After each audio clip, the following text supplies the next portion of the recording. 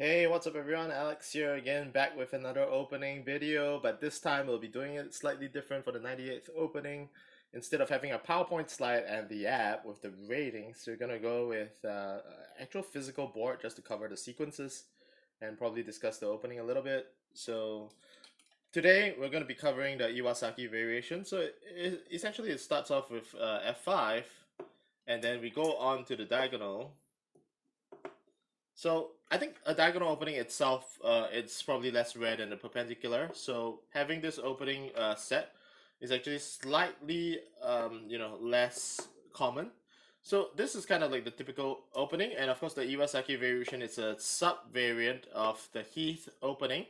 So for black, if you wanted to go to the Iwasaki variation, you would have to play to the Heath. And of course, this G5 move over here, being the most common by white, in response would also have to play out. So that's going with the assumption that opponent plays g5.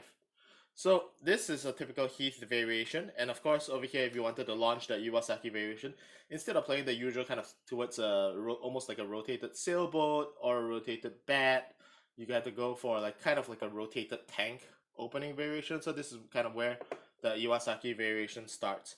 So this time round, we are not going to go into a software kind of reading, but rather to try to just appreciate the possibilities of this opening just by looking at the variation over here.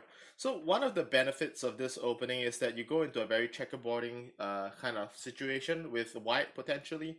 So a checkerboard, it's always good for somebody who does it, but at the same time,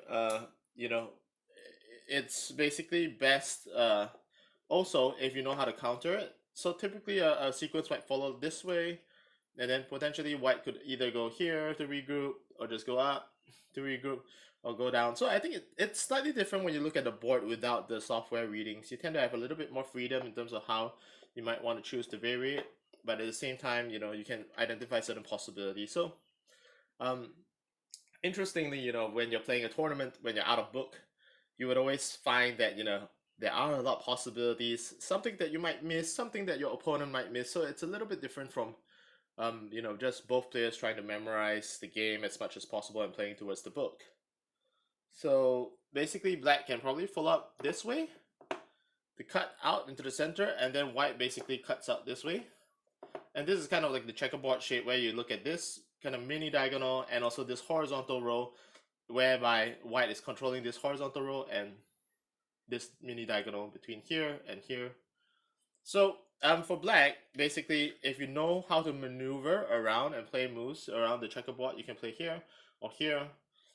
And it wouldn't be that bad a situation for you, even though you're being checkerboarded in some extent to some extent.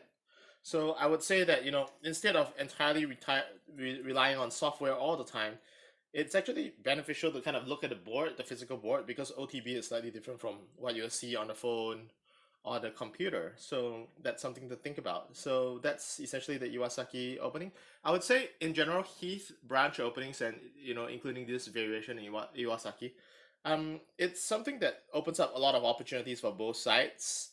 So you would probably want to play this opening if you're very confident in your basic strength as compared to your opponent. So if you're facing somebody who is weaker, and you know that person is playing diagonal, you can probably prepare something like this or consider playing this opening.